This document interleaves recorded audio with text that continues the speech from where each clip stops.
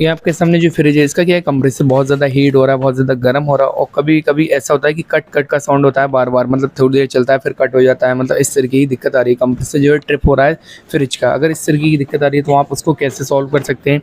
तो यहाँ पर ये जो फ्रिज है, सबसे पहले आपको फ्रिज को देखना है कि फ्रिज जो है कंप्रेसर पर हाथ रख के आप देख लें कि बहुत ज़्यादा गर्म है, ये अफर बार बार कट कर रहा है तो क्या दिक्कत रहती है। तो सबसे पहले आपको क्या करना है, सिंपली इसमें क्या होता है, अगर बाहर का टेम्परेचर बहुत ज़्यादा होता है या फिर वोल्टेज अप एंड डाउन होते हैं तो वहाँ पे क्या करेंगे आप, वोल्टेज बहुत ज़्यादा लो या हाई है तो इसको ठंडा करेंगे सबसे पहले, ठीक है। उसके बाद एक स्टेबलाइजर का यूज़ करेंगे। ये दिक्कत अगर आती है, बहुत ज़्यादा आपका कंप्रेसर बार बार कट कट का साउंड करता है या कंप्रेसर बहुत ज़्यादा हीट अप हो जाता है, तब ये दिक्कत आती है। तो कंप्रेसर को पहले नॉर्मली आप ठंडा करेंगे पानी से, ठंडा करने के बाद जो है उसके बाद दोबारा ऑन करेंगे, फिर वो ऑन हो जाएगा। उसके बाद एक चीज़ और ध्यान रखना है, आपका बहुत टेम्परेचर बाहर का है तो आप इसमें पानी रखें, जैसे ड्रेन ट्रे ऊपर लगी होती है इसीलिए होती है कि कंप्रेसर को ठंडा रखें, तो यहाँ आप थोड़ा बहुत पानी डाल सकते हैं ऊपर, फिर नॉर्मल रहेगा इसका कंप्रेसर का टेम्परेचर। अगर गैस बहुत ज़्यादा ओवर होती है फिर भी आपका कंप्रेसर जो है वो ट्रिप होगा, तो फ्रिज पहले गेज मीटर लगा के चेक कर लेंगे गैस जो ओवर नहीं है। गैस ओवर होगी तो आपका कंप्रेसर ट्रिप होके बंद हो जाएगा और गर्म बहुत होगा, खाली पे चलेगा तब भी।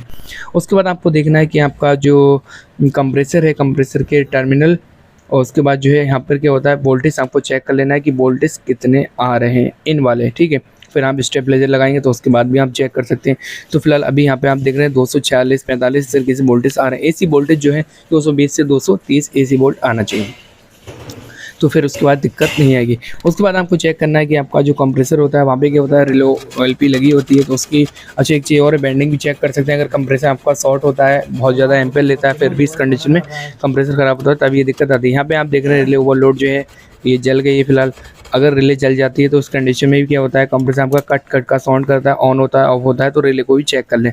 उसके बाद आपको OLP जो होता है ओवरलोड, उसको भी देख लें कि अगर ये क्रैक हो जाता है, जल जाता है अंदर से, फिर भी वहाँ पे क्या होता है, ये हीट बहुत जल्दी हो जाता है तो कट कट का साउंड होता है। तो इसको रिले OLP दोनों आप देख लें, चेक कर लें। और उसके बाद जो है चेकिंग की मतलब इसको टेस्ट कैसे कर सकते हैं वो भी मैं आपको बताऊंगा। तो अगर जल गए इनको रिप्लेस कर दें। उसके बाद की मीटर लेना है, मीटर जो क्वांटिटी की रेंज पे सेट होना चाहिए और यहाँ पे दोनों नोब रखेंगे तो यहाँ पे अलार्म का साउंड आना चाहिए। तो इस तरीके से आपका जो OLP है वो ठीक है। इसी तरीके से आपको रिले भी चेक करना है, अगर अलार्म का साउंड आता है तो रिले भी ओके है आपकी। तो आप देख रहे हैं यहाँ से इस तरीके चेक कर सकते हैं, बाकी कनेक्ट करके आप चला सकते हैं। उसके बाद 100% जो प्रॉब्लम है वो सॉल्व हो जाएगी। उसके बाद जो है रिले OLP आपने देख लिया और फिर भी आपका कंप्रेसर वो ट्रिप हो रहा है, बहुत ज़्यादा कट हो रहा है, बार बार यही दिक्कत आ रही है। तो उसके लिए कभी कभी ऐसा होता है, कुछ रेफ्रिजरेटर ऐसे होते हैं उनमें कैपेसिटर लगा होता है, तो आप उनको मतलब कैपेसिटर अगर वीक हो जाता है फिर भी ये दिक्कत आती है। तो कैपेसिटर जितनी UF का लगा, 6 UF का लगाए, 4 UF का लगाए, तो आप उसको रिप्लेस कर देंगे। उसके बाद जो दिक्कत है 100% सॉल्व हो जाएगी। तो ये चीज़ आपको नोट कर लेनी है। उसके बाद जो है आप सिंपली देखेंगे कि आपका जो फ्रिज है कितने एम्पेयर ले रहा है, कंप्रेसर कितने एम्पेयर ले रहा है। अगर ज़्यादा एम्पेयर ले रहा है तो आपका कंप्रेसर भी ख़राब हो सकता है, मतलब आपके बहुत ज़्यादा एम्पेयर आ रहे हैं तो उस कंडीशन में आप कंप्रेसर रिप्लेस करें। उसके बाद जो दिक्कत है वो दूर हो जाएगी। अच्छा एक चीज़ और है आपको नोट करनी है, यहाँ पे थर्मास्टेट लगा होता है। थर्मास्टेट जो होता है अगर कूलिंग को सेंस नहीं करता है तो वहाँ पे कंप्रेसर जो है कंटिन्यू चलता है, इस वजह से ओवर हीट होता है। तो आप उसका थर्मास्टेट जो है वो रिप्लेस कर दें और उसके बाद जो है आपकी प्रॉब्लम 100% सॉल्व हो जाएगी। क्योंकि जब तक ये थर्मास्टेट जो है कूलिंग को सेंस नहीं करेगा, अगर कूलिंग वहाँ पे हो गई प्रॉपर और उसके बाद भी कंप्रेसर कंटिन्यू चल रहा है तो आपका थर्मास्टेट फॉल्टी होता है। तो थर्मास्टेट क्या करेंगे, सिंपली आप रिप्लेस कर देंगे, उसके बाद जो दिक्कत है वो दूर हो जाएगी। क्योंकि थर्मास्टेट एक टेम्परेचर पर जो है कंप्रेसर को कट कर देता है, मतलब सप्लाई जो है ब्रेक कर देता है। जब अंदर का टेम्परेचर प्रॉपर आ जाता है तो इसको सप्लाई को ब्रेक कर देता है, वहाँ पे कंप्रेसर को रेस्ट मिल जाता है। अगर ये कूलिंग को सेंस नहीं करेगा तो वहाँ पे कंप्रेसर कंटिन्यू चलेगा, उसके बाद ओवर आई जमेगी और उसके बाद जो आपका कंप्रेसर है वो हीटअप होगा, बहुत ज़्यादा मतलब गर्म होगा, ये दिक्कत आएगी। तो इस चीज़ को भी आपको चेक कर लेना। अच्छा एक चीज़ और है, थर्मास्टेट जहाँ पे लगा होता है उसके नीचे क्या होता है, जहाँ पे आपका टेम्परेचर सेट होता है, जिससे भी आप चाहें उस पर कर सकते हैं। अगर उस टेम्परेचर के अकॉर्डिंग कूलिंग नहीं होगी तो आपका कंप्रेसर हीट होगा। एक चीज़ और आपको नोट करनी है, यहाँ पे नीचे बैक साइड क्या होता है, ये चिल्ट्रे होती है, इसके नीचे एक सेंसर लगा होता है जो थर्मास्टेट का सेंसर आता है। अगर ये निकल जाता है, ये सेंसर देखे ये निकल जाता है, फिर भी वहाँ पे कूलिंग जो है सेंस नहीं कर पाता है, तो आप इसको एकदम प्रॉपर तरीके से अटैच करें इसकी क्लिप से। और उसके बाद जो दिक्कत है 100% आपकी सॉल्व हो जाएगी। कंप्रेसर आपका ओवरहीट नहीं होगा और प्रॉपर तरीके से ये वर्क करेगा।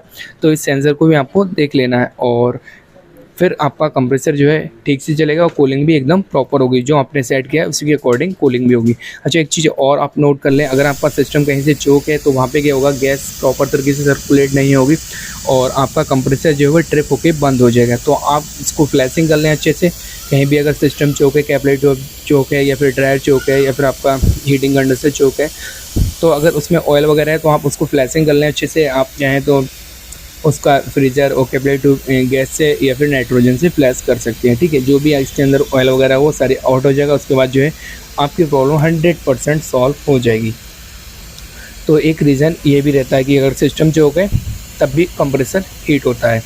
उसके बाद आपको ड्रायर भी देख लेना है, अगर ड्रायर कहीं से नमी आ रही है या फिर आपका ड्रायर चोक है, ड्रायर में जब नमी आएगी तो आपका ड्रायर 100% चोक है। उसके बाद जो है आप देख सकते हैं वहाँ पे गेज मीटर लगा के अगर सुई माइनस में आती है तो आपका सिस्टम चोक है, अगर रेफ्रिजरेंट ओके है फिर भी। अच्छा, एक चीज़ और आप नोट कर लें, अगर आपका डिस्चार्ज लाइन से ऑयल फेंकता है फिर भी वहाँ पे साथ में जो जब ऑयल फेंकता है तो कंप्रेसर उस कंडीशन में ख़राब होता है और सिस्टम बार बार चोक होता है। उस कंडीशन से क्या होता है, कंप्रेसर का ऑयल ख़त्म हो जाता है, फिर भी आपका कंप्रेसर जो है चलता है और फिर कट हो जाता है, क्योंकि कंप्रेसर के अंदर ऑयल रहता है। तो अगर ऑयल ख़त्म हो जाता है फिर भी कंप्रेसर ट्रिप होकर बंद हो जाएगा। तो ये सारी चीज़ आपको स्टेप बाय स्टेप चेक करना है। उसके बाद जो दिक्कत है 100% आपकी सॉल्व हो जाएगी।